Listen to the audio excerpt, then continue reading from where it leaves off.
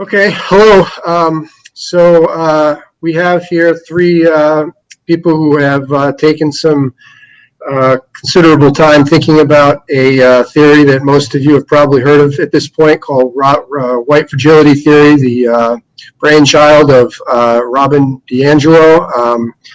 I personally don't like the word brainchild because it does suggest that there is a little bit more to Robin DiAngelo's intellectual capacity on this than I'd like to suggest. But at any rate, I have here myself, Jonathan Church. I've written about a dozen or so, maybe more than a dozen essays publicly on this theory, and I've written a book to be published by Roman Littlefield. Chris Paslay as well. He has also written an excellent book, probably better than mine. He is a Philadelphia public school teacher, and I have Neil, so Chris has been on the front lines of this, and he really sort of sees it in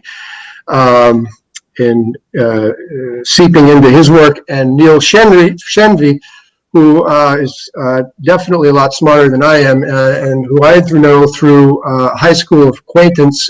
Both of them have PhDs in theoretical chemistry, so I feel quite confident in relying on their intellectual capacity or Neil's intellectual capacity to scrutinize this work in a very rigorous way, and he has done so through numerous writings already on, and I apologize if I mispronounce this, Shenvi Apologetics .com, is that right? That's right. And has appeared on numerous podcasts and other shows, I guess. And his angle, his focus is the way that critical race theory in general and now white fragility is seeping into the world of Christianity, and that, not just through what I've read from Neil, but also in other from other people on Twitter, whatever I understand is becoming quite an area of concern in the world of Christianity. So we want to talk about Robin DiAngelo's work and review some of the main themes and why we think that it is a severely flawed paradigm or way of approaching the problem, which is, we all agree, is a very important and significant problem, which is racial inequality. And I guess the way we want to start here is to talk about, at least this is sort of what I often get frustrated by when I'm reading DiAngelo's work in general, but also about critical race theory and whiteness studies and more general areas of study, is the idea that racism is a systemic phenomenon. So that what we have is, we have to understand is racism as a system or a structure of inequality. And it's, at least in terms of white fragility theory, it's like this scaffold of whiteness on which everything is built, and that we have to dismantle it or whatever. And that's in contrast to what DiAngelo calls the so-called good-bad binary, which is that we understand racism as simply prejudicial, bigoted acts by people. And that racism over the years, since in the post-civil rights era, has supposedly, according to DiAngelo, adapted in a way that obscures the so-called systemic nature of racism. So as long as we think of racism as prejudice and not as prejudice plus power, we are going in the wrong direction. Now, my argument to that generally, which I address in the book, is that it fails to distinguish between racism, which is the good binary. I dispute DiAngelo on this. I do understand racism as prejudice. It is the failure to distinguish between racism in that way and the legacy of racism. There is no question that America has an ugly history of racial discrimination, and that there's a long arc of history that that history has led to inequality and all the other things that we talk about. But it's this notion of systemic racism that we take issue with because of its very vague conception. And I don't know if any of you guys want to jump in at this point on why we think of quote unquote systemic racism as not very well defined, not very well conceived, that it almost sort of seems to refer to anything and everything. And so when we talk about discourse analysis, which is DiAngelo's specialty, it's as if anything that you do or say is going to have a harmful impact. And that is a result of being embedded in a culture of white supremacy. In fact, I just tweeted this, that according to her, and I'll just bring it up, and this is perhaps something you guys can comment on. So she says in this Seattle Public Library lecture where she was, doing a book reading after it came out, I'm just going to put it right out there. As a result of being born and raised as a white person in this culture, I have a racist worldview. I have biases, and so everything flows from this system. But what is this system that and for me, it's about whiteness, and I have all sorts of comments on that, but I'll let you talk about whatever you want to jump in. First person who speaks gets the floor. I kind of have a quick little something to add to that. It seems like the book that I'm reading, Cynical Theories, which is really interesting, they talk about blurring the boundaries between things. And it seems like DiAngelo uses the technique to blur the boundaries of systemic racism. And I know Mark Levin said on one of his shows that systemic racism is everywhere and it's nowhere. Mm-hmm. And it leaves it open because the boundaries are blurred. So it's a good method to be able to use politically, because she admits that she uses identity politics. She says that all progress in America has come from identity politics, which I think is kind of not really an accurate thing to say. The things that she uses are not traditional civil rights activism. It's more of a different kind of an approach. And like I said, Cynical Theories has some really good points where they talk about blurring the boundaries. And I think the boundaries of systemic racism are blurred on purpose, because then you can leave it open to criticize the people you want to criticize and kind of have your own rules. And then you can defend the people you want to defend and have a whole separate set of rules. Yeah, exactly. So it's kind of this blurred. All of her definitions break down like this.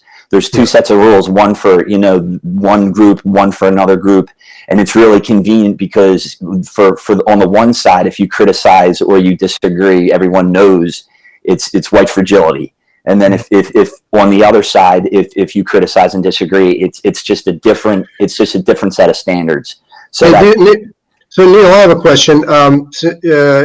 It seems to me that what Chris is saying probably plays out I don't know, maybe I'm wrong, but probably plays out quite forcefully in the church, in other settings that, other sort of, Christian settings where, people are getting together and trying to talk about this.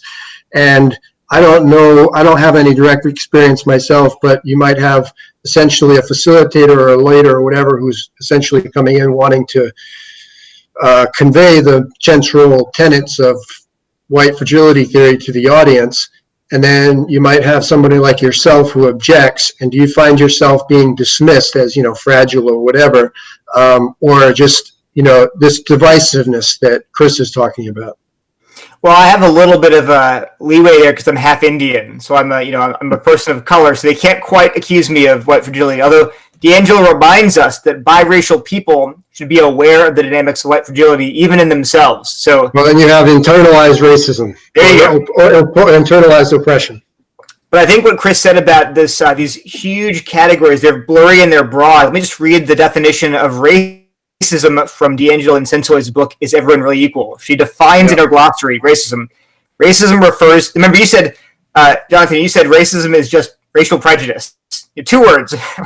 Here's DiAngelo's definition in her glossary. Racism refers to white racial and cultural prejudice and discrimination supported by institutional power and authority used to the advantage of whites and the disadvantage of peoples of color. Racism encompasses economic, political, social, institutional actions and beliefs that perpetuate an unequal distribution of privileges, resources, and power between white people and peoples of color. That's all racism. Yeah. And what I find that does is, so it's a very kind of unusual problem because what happens with a lot of critical theorists is they define words unusually, number one, but number two, very broadly. What it lends itself to is kind of this weird equivocation. So, for example, what if I said, I define the word four, the number four, as either an integer or a cat or an apple or the color blue. So the four can be all those things together. Well, then I can say things like 2 + 2 = cat, or I can, and I say, well, that's true, right? Because look at my definition. You say, that definition makes no sense. Well, wait, it's my definition. So I stipulate the definition. So it's really hard to figure out what's gone wrong. When she says that this is racist, and you say, but I don't see the prejudice in that. She said, wait, it's the system you're enmeshed in. It's like the water that you're swimming in. It's the air you're breathing. You can't see it, but it's there. And so it's very hard to pin people down as to, well, what is it exactly? It's very broad. Yeah. So two things. One is the idea of the fish in the sea, that it's a system we're all invested, and that, DiAngelo will always say something like that, we just can't, we don't understand socialization, and we can't because we're socialized, which sort of raises the question is how they actually got themselves out of the sea themselves. So it's in some sense there's just hundreds or hundreds of examples of internally contradictory statements. But the other thing, which is a big concern of mine, is that there's no sense of a conception of type 1, type 2 errors in the work. In other words, false positives and false negatives. So basic statistics, meaning that you have a distribution, you run an experiment or study, whatever, and you get a result, and statistical significance is just saying this is the probability that what you say, so if it's 5%, that's the probability that what you're saying is actually wrong. And that, getting ahead of myself. So that false positive is that you're saying this is a significant finding, but you're actually wrong with 5% probability.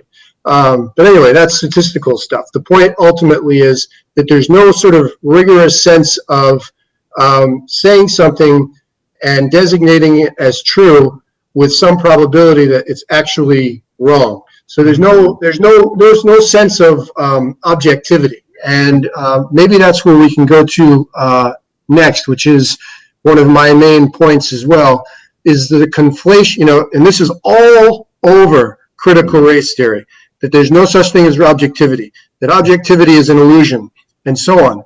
And my basic, and I have seen this point made nowhere else, which is that there's a difference between objectivity and neutrality.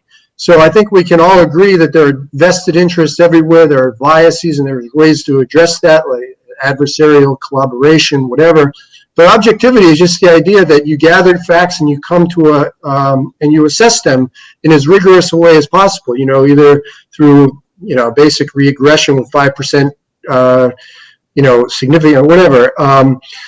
Trying not to get too technical with the statistics, but the point is that objectivity is an attempt to arrive at assessment, and there's no sense that it's necessarily going to be truth with a capital T, but there's going to be insight.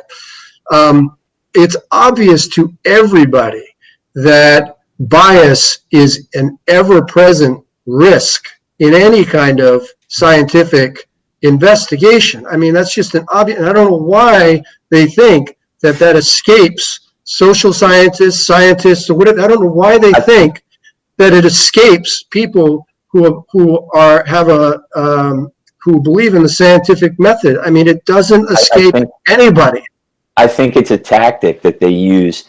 It's once again, it's like kind of blurring the boundaries. And when you talk about science and you talk about what are the facts, and it's a technique. I think some people truly believe that, what is science and what is objectivity according to, which group, according to who. Mm-hmm. So you can argue if it's this culture or this group and they have the scientists and they make the methods, then you could say like cultural relativism.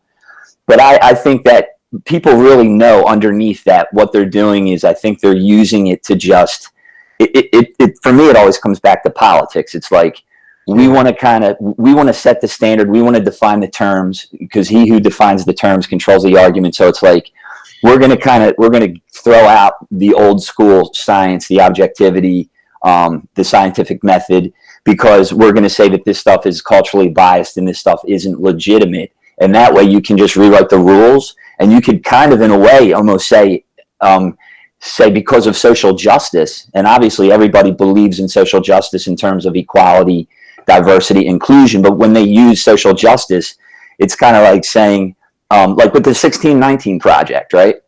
There's some about social injustice. How could you be against that? Exactly. So we're gonna rewrite history. We're gonna change some real historical facts, but we're gonna say we're doing it for the cause of social justice. So even if we play with the facts and we manipulate some things, the purpose is the ends justify the means. So it's okay because we're doing this for a greater good. A rhetorical sleight of hand. Exactly. Well, and I'm sorry. Go ahead. Yeah, well, in their minds, so let me just read a passage from her book again. This is with Sensoy. She says, all knowledge understood by humans is framed by the ideologies, language, beliefs, and customs of human societies.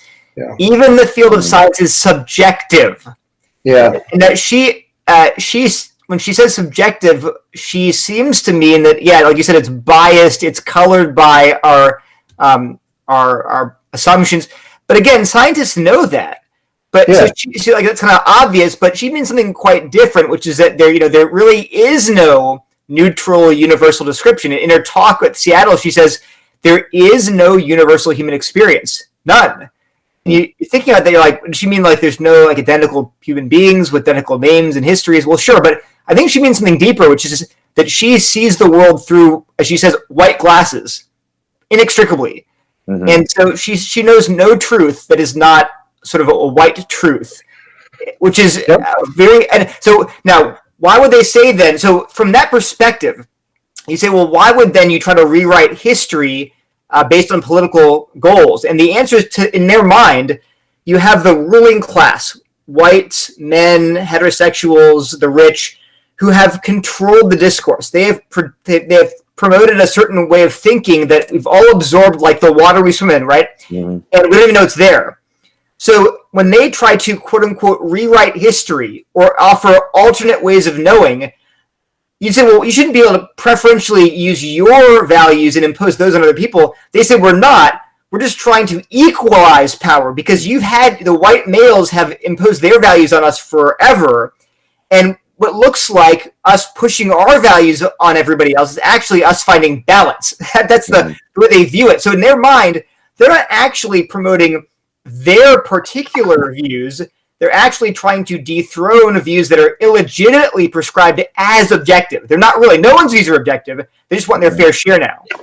Yeah, no, that's accurate. And there's a paper.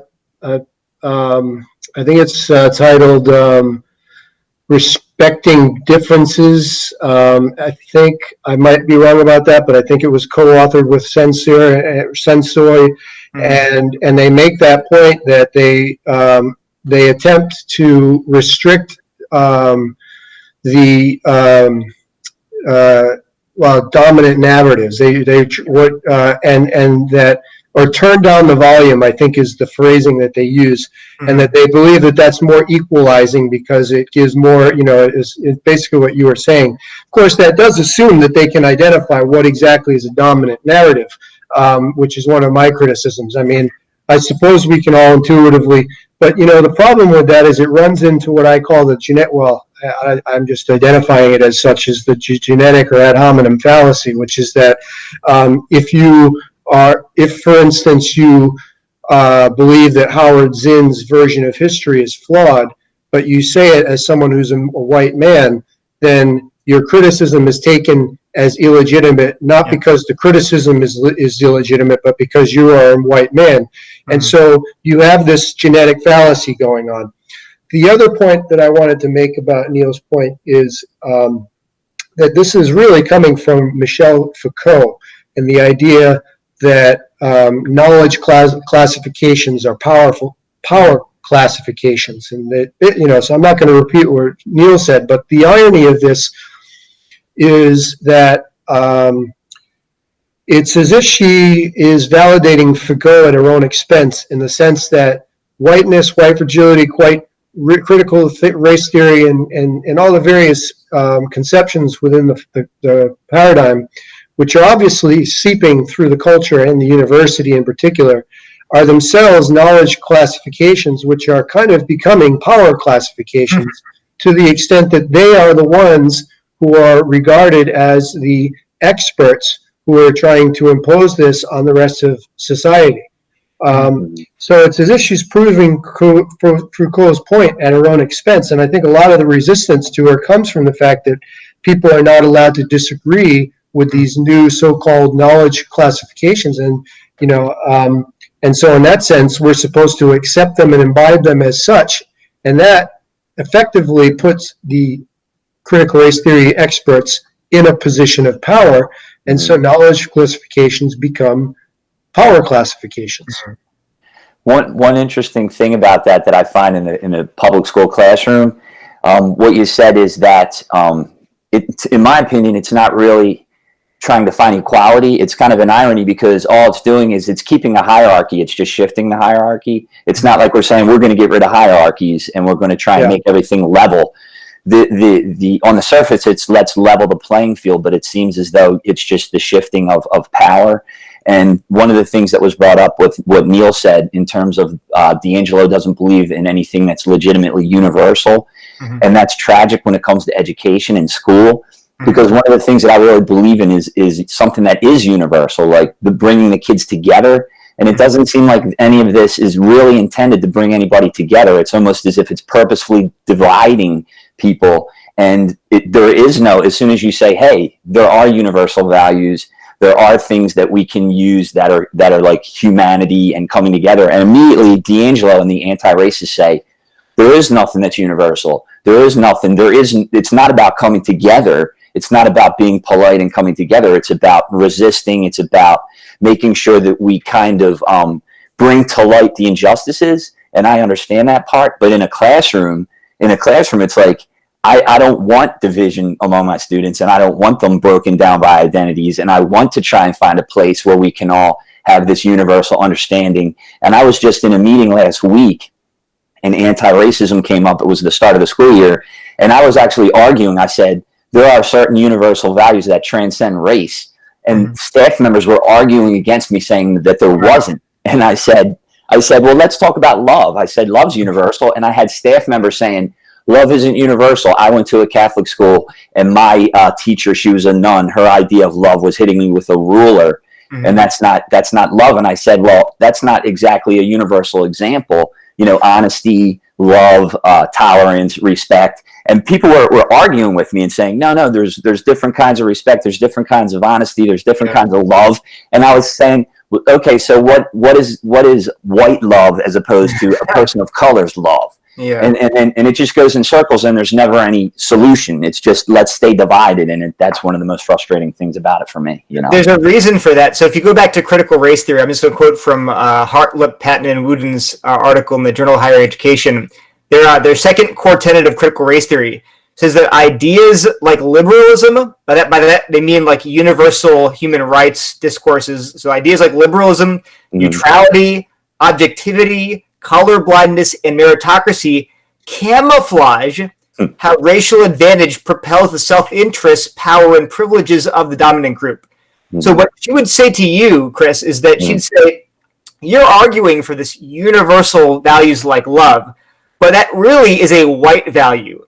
That's your white racial frame that's telling everybody that your white experience, that you assume it's universal, but it's not. And how can you argue against that? Because you are white, so you can't say, no, wait a minute, how? Because that really is a universal. Why would they argue that? It's because they have a sort of as a first principle this idea that all your appeals to universals, to even to human rights, are merely a way to avoid this radical dismantling of oppressive systems. It's a way the powerful class to placate the revolutionaries. And so that's why the critical race theory actually grew out of a dissatisfaction with the civil rights movement, because they felt like it was incremental. It was too slow. Yeah, too slow. And they said, and that the analogy that I use, I don't know if I actually got it from them or not, but imagine that you're a warden of a prison, and you beat your inmates like 5 times a week. And so some reformers come to you and they say, hey, you gotta be kind to your inmates. So instead you're like, oh, it's good. So I start beating them twice a week. And then you go off and you say, look what a great warden I am. I've gone from beating them 5 times a week to twice a week.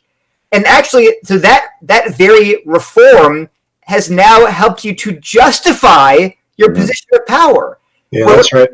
They shouldn't have sought reform. They shouldn't have tried to make conditions better in the prison. They should have torn down the prison. So that's the analogy they're working with, which is why they would actually poo-poo and disparage rights discourse and incrementalism, they call it. They want to see transformation. No, that's very accurate. If you read Derek Bell's work, that is the message that comes across. And ultimately, this is ultimately a very revolutionary and transformational approach. The problem I have is, well, first of all, I'm not keen on revolution, but second, going from five whips an hour to 2 is it's an example that illustrates the point in a very narrow sense. You can still have the prison and have a different kind of reform that focuses on, first of all, not having any whips at all. It's serving better food and having rehabilitation and whatever. You can have other types of reform. So the question is the effectiveness of the reform, and not the question is one reform better than another, not do we choose between reform and revolution. And the reason that distinction is important to me is because you'll hear DiAngelo say often when in her lections and books that the foundation, the absolute foundation of the country is, slavery, genocide, oppression, and so on. And I think I'm accurate in this, but I'd be happy to be disabused of this. But I do think that the goal here is the sort of dismantling of the, I guess, American society as we know it, the institutions. I mean, it really is revolutionary. And part of that is completely revising the narratives that we have about history. Now, I think if you engage with serious historians, as people have in light of the 1619 project, you realize, like, for instance, that the Somerset decision, which comes up in this project, was really not nearly as instrumental to the inclusion of slavery in the American society. In other words, it wasn't really all that important. And then you have any number of other facts. George Washington signing, abolition of slavery in the Northwest Ordinance, and so on and so forth. Point is that the American Revolution was about a lot more. It was not fundamentally about slavery. It was a side issue. It was an important issue, and there were lots of very serious discussions about it, and they had to address it, and they had to reach compromises about it. And I'm referring to Sean Willens's book right now, No Property in Man, and he's an excellent historian who's an expert on this period. But the point being that slavery was a side issue. As important as it was not foundational. But for DiAngelo and others, that's not the case. It's foundational, and you have to understand that, because the point is to revolutionize. And so that's why it's important to me, because if the choice is not that one reform is better than another, but rather whether we have reform or revolution, then the reach and the consequences are much bigger, and it has consequences such as how we understand the history of the country, how we understand notions of racism or racial inequality, how we actually go about trying to address racial inequality. So, that's one big point. The notions of individualism and universalism, since we were touching on universalism, I think you're both right. Neil is right that the whole idea is that, and now I just go back to DiAngelo's dissertation, which is centered on the idea that individualism and universalism are moves of whiteness, and the core discourses of whiteness. I mean, what the discourse of whiteness boils down most fundamentally to individualism and universalism.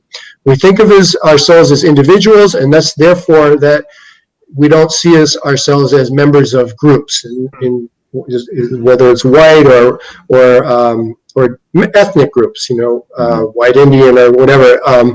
And universalism is, as Neil was saying, is that we want to universalize our own experience, and therefore it obscures our understanding of the other, the quote-unquote other, which is a notion that comes up a lot.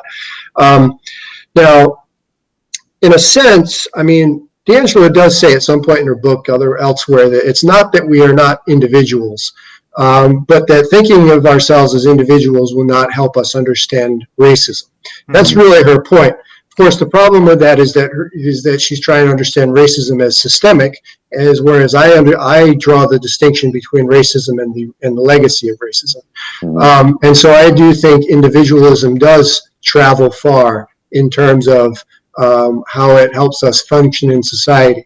And for universalism, I just think of things like the fact that, I had brain surgery, and the fact that the doctors were able to do that successfully means that they were using techniques that are universally applicable to the carrying out of a successful craniotomy. Or, for instance, that Shakespeare is just a timeless expression of human nature. I mean, it's just very simple stuff. I mean, it's just, anyway, I've been talking long enough. Anybody else wants to jump in? The irony of it is there's nothing that's universal. There's no universal common bonds, but then on the other hand, there's no individualism and it's universalism. So it's like, on one hand, we don't believe that there's such thing as universal values. There's no such thing as universalism. And then on the other hand, well, wait, there is universalism because there's no individualism. So it's like this irony that keeps coming up. On the one hand, it's this, and then it flips around to the other side. And the one thing that I find with white fragility and anti-racism is that the solutions are very vague. And it's big on revolution, and it's big on breaking things down and breaking down the hierarchies and blurring the boundaries. And in a way, it's like, okay, we need to find ways to be more aggressive to get at the root of racism. But when it's revolutionary and it's to the point where we're not offering any real solutions, because these solutions are, if you trace it all the way through, well, what are the solutions? Like for an anti-racist, what's the solution? The solution is to go out and spread the message and recruit more anti-racists, like anti-racism. The solution is more anti-racism, but what specifically are we doing? And I have an example in Philadelphia public schools, or just public schools in general. This race-based discipline that was happening for a few years under President Obama. He had this basically this letter that he had sent out that said, we're going to look at race in order to discipline children because African American boys were 3 times as likely to be suspended or expelled. So it was like, okay, that's a legitimate issue. What are we going to do about it? Okay, are we going to look at the whole ball of wax and see all these different ways that we can approach this? Because kids are coming from different, they're not coming from level playing fields. They're coming from different environments. They have different challenges.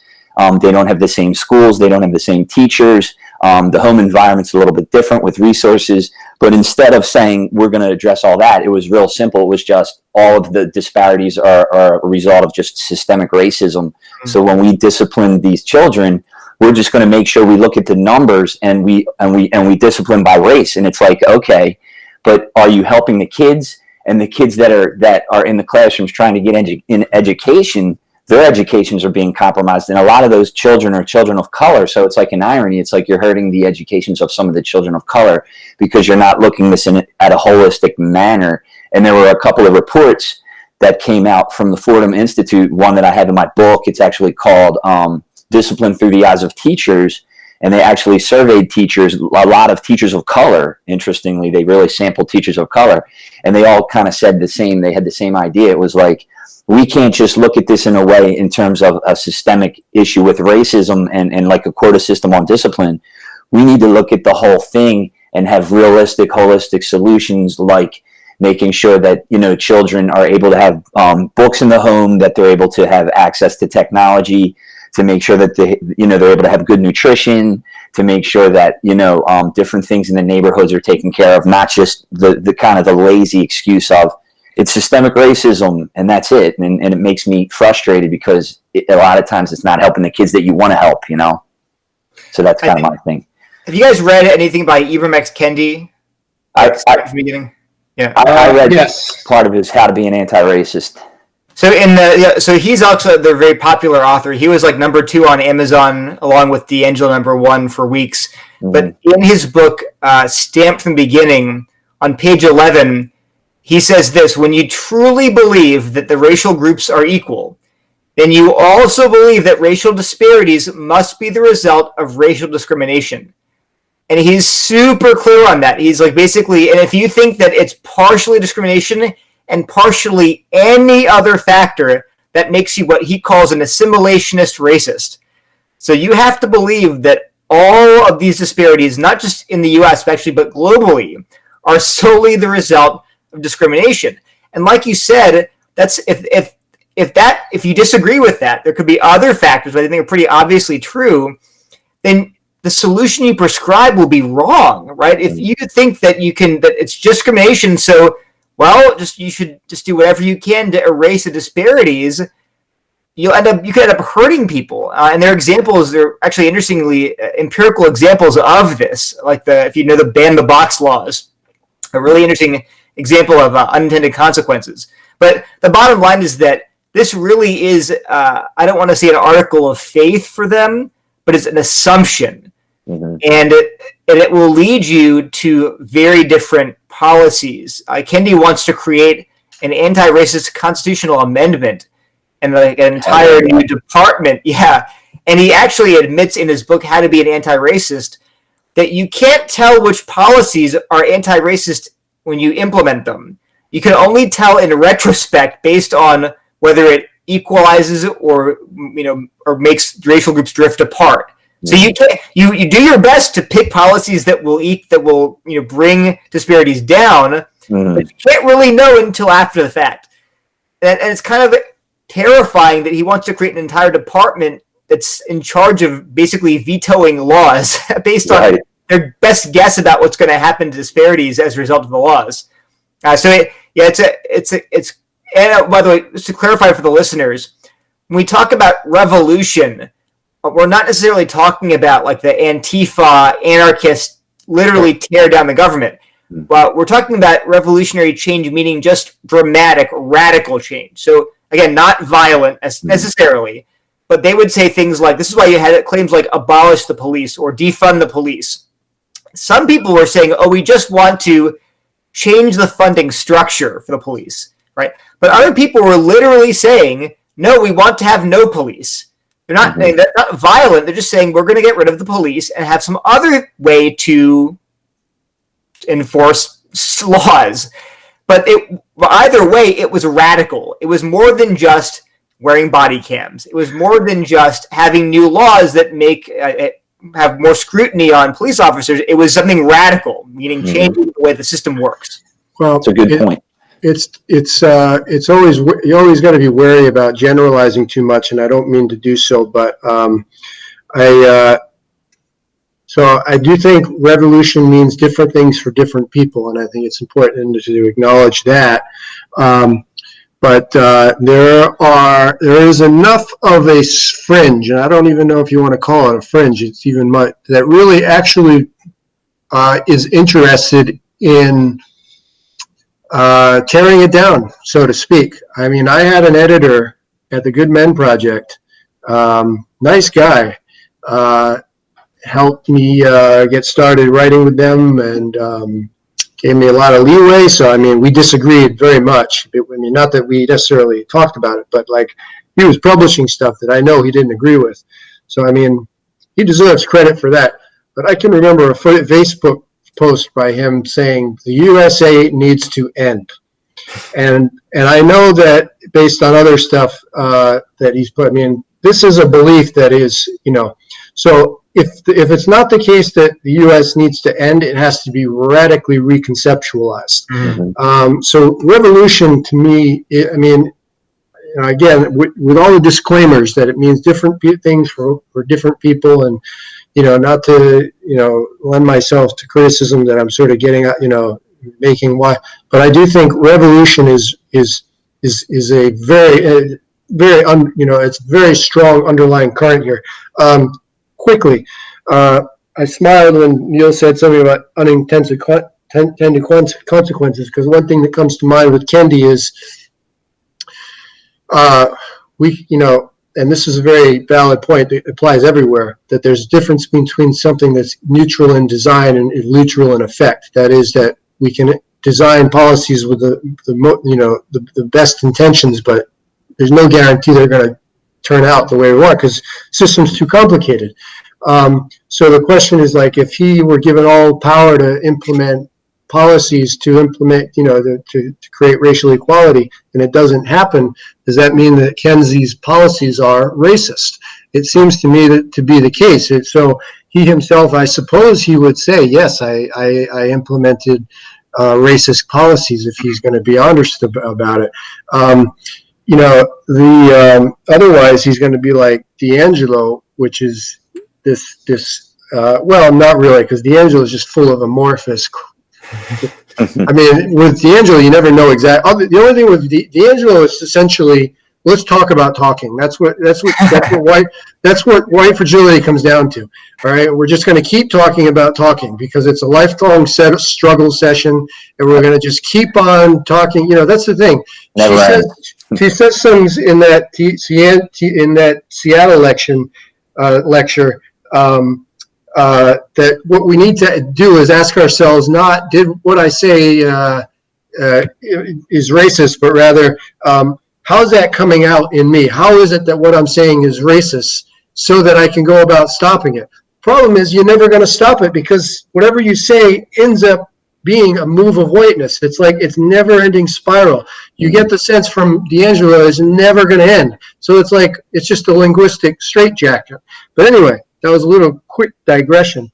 But the point was to illustrate the absolute superciliousness of DiAngelo's approach. And in fact, that's probably where right fragility comes in. All those angry people that that she observes are probably just it's not just psychological defense mechanisms, but they just see this person spouting nonsense, and with absolute certainty and arrogance and supercilious. I mean, of course people are idiots. I mean, I don't know why you would expect anything less. But at any rate, maybe Kendi is a little bit, maybe he tones it down a notch. I don't know. I have not studied him as much as I have studied DiAngelo. But I certainly think there is this totalitarian streak in the idea that you have a constitutional amendment to monitor, policies, discrimination, and all that stuff. At least in the way I would think that he's conceptualizing it.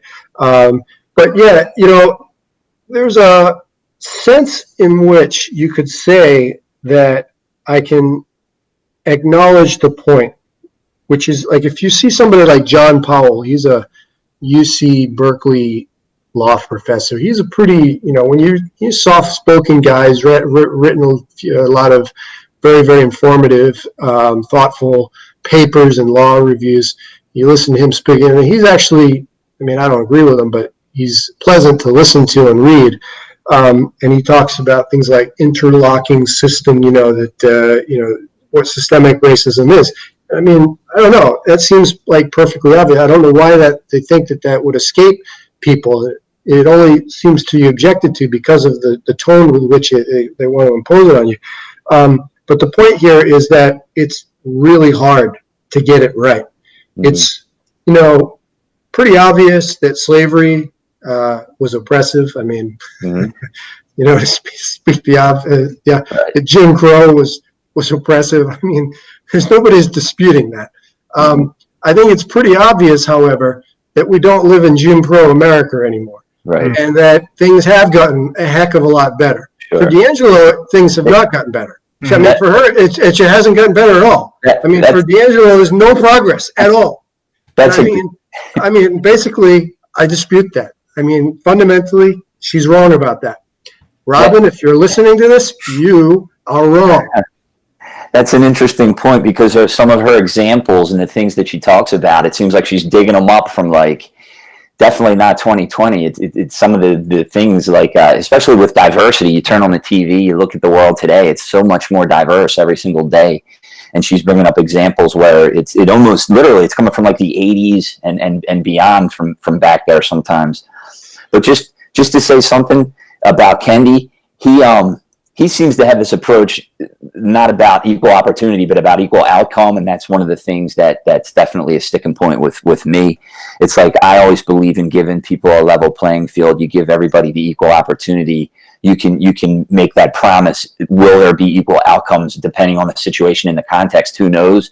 So to say that we're going to try and engineer an equal outcome every single time, it just, to me, doesn't seem to make a whole lot of sense. I don't know.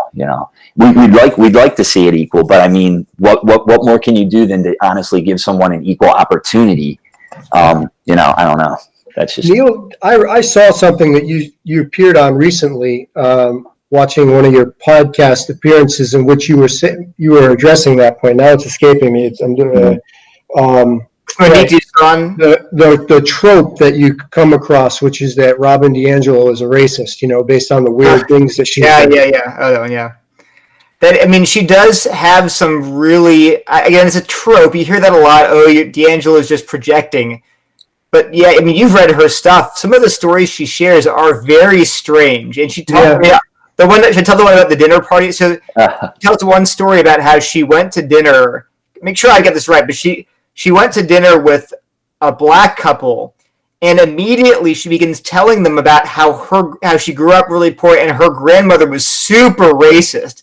And she goes on and on with this black couple there about how DiAngelo's grandmother was so racist, was terrible, and she grew up like that. And then obviously the black couple is sort of freaked out and just really embarrassed and feels awkward. Then she comes home and then she's like, "Oh my gosh, made it so awkward for them." And you're like, that's not normal. Is that that's not a normal way to just talk to people? And she has another story where she talks about being the only white woman at a table of, like, at a barbecue. Is that what it was? And she's immediately terrified of how she'll react to being the only white person at this black table. And again, you're like, is that really a natural reaction for you? Because I just wouldn't immediately feel that way. So there are enough places like that where the stories that she admits, that she tells herself, you're like, that seems odd to me. Oh yeah. By the way, I'm reminded of an earlier part in our conversation where you were saying that I don't know how much this applies to me because I'm Indian as well, half Indian as well, and I'm thinking that if DiAngelo is watching this, the way she, she filters everything through the same. So I'm wondering if she's thinking. I wonder if she's thinking that's an awkward moment where. I don't know which perspective to take first, but maybe mine, which is like all of a sudden I realized I was seeing you as, well, actually I don't know what I was seeing you as, but I was just seeing you as a person. But I guess because colorblindness is not allowed to do possible. That. Yeah, I'm not. So, right. But I guess DiAngelo would assume I was assuming you were white, but I don't even know. And then the thing is, I love the title. And now that I'm actually bringing this up, now there's the possibility that I'm committing a microaggression against you, but whatever. You can't win. You can't win.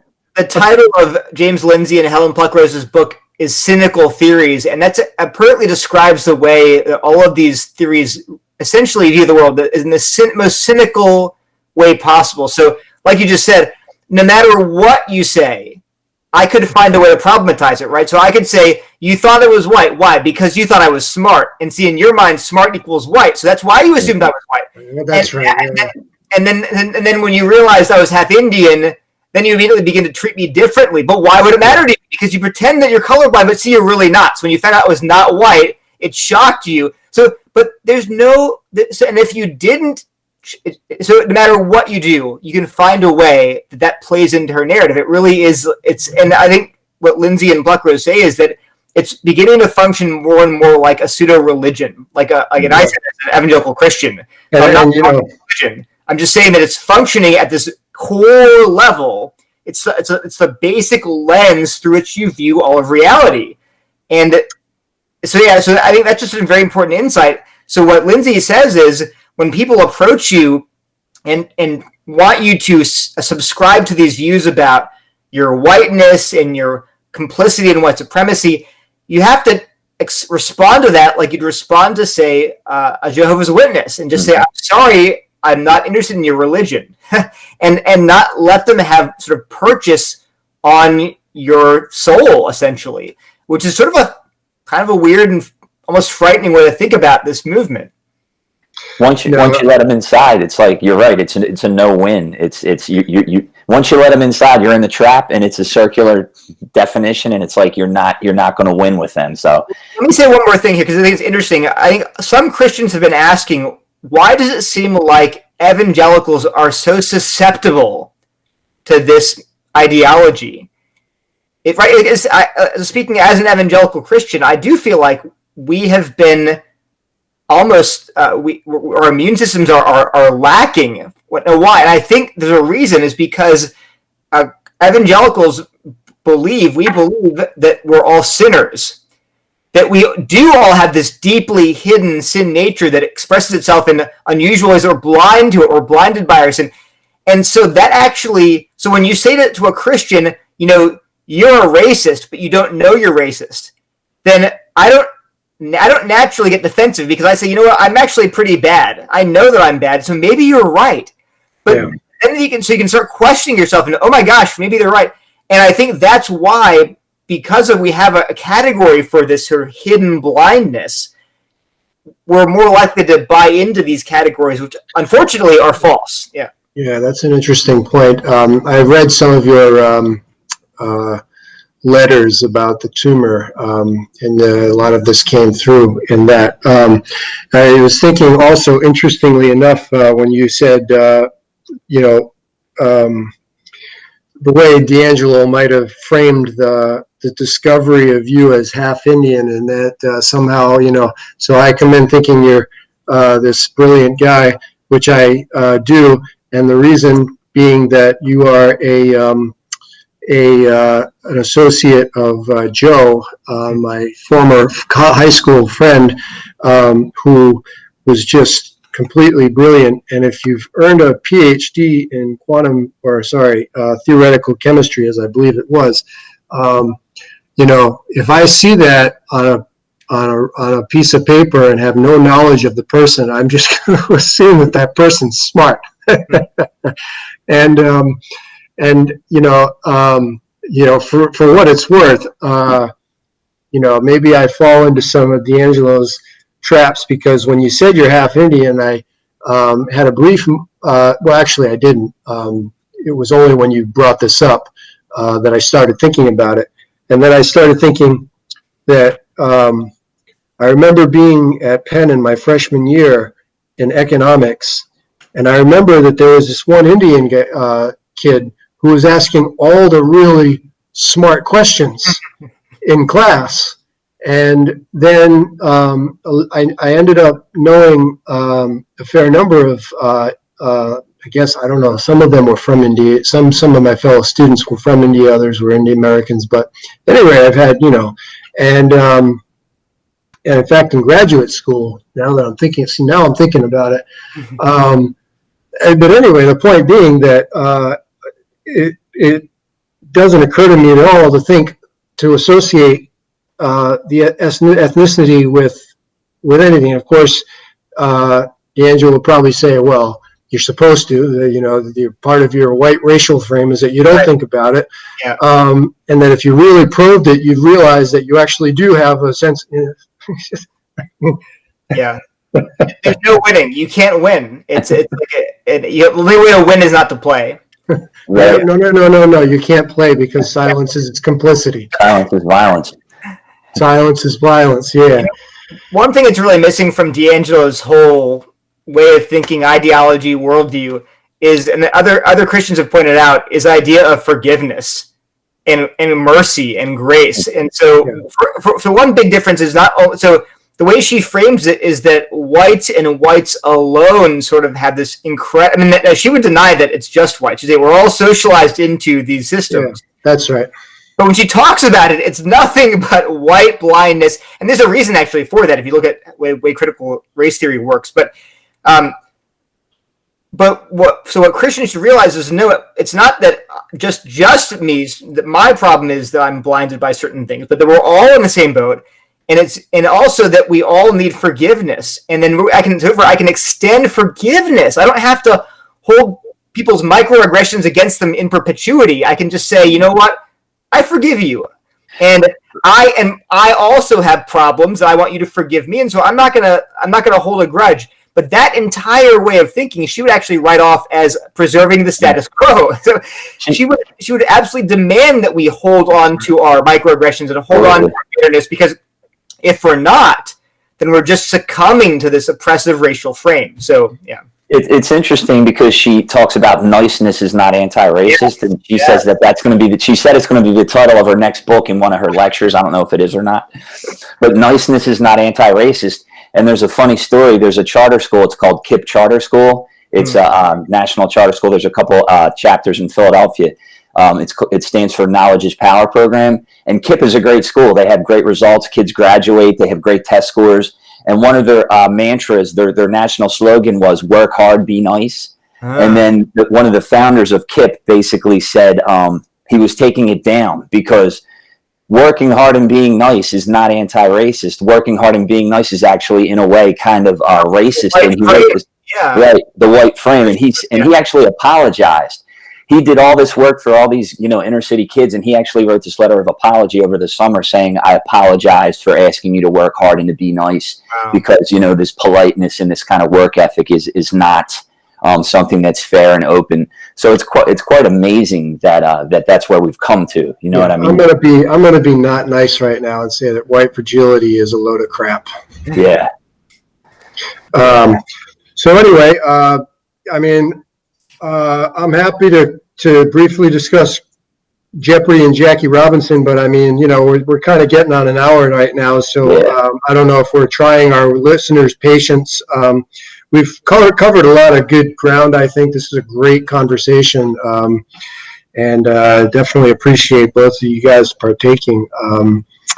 I guess any final thoughts from either of you?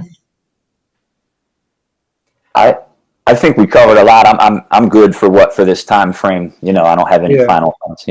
I would just say briefly that people, I think, are often attracted to these ideas because they feel guilty. Maybe I think, and let's be honest, all of us struggle. I think that's right. Yeah. All of us have racial biases at some levels. And I think when people tell you that you do and that you have to work against them, I think people who are sensitive morally are right and say, but then the way that there's this constant interrogation, her whole way of thinking about these issues, I would say it's not that it's harmless. It's at least you're getting people to think more carefully about being kind and anti-racist and working against their biases. That's not all she's doing. Yeah, that's right. If you look at her writing, like when she says things like, the question is not whether this was racist, but how racism manifested in this context. So everything is racist. Now think about that for a second. In her book, in White Fragility, she says that racism cannot be absent from your interracial friendships. She says like 3 times. Every interracial friendship is, surrounded by racism.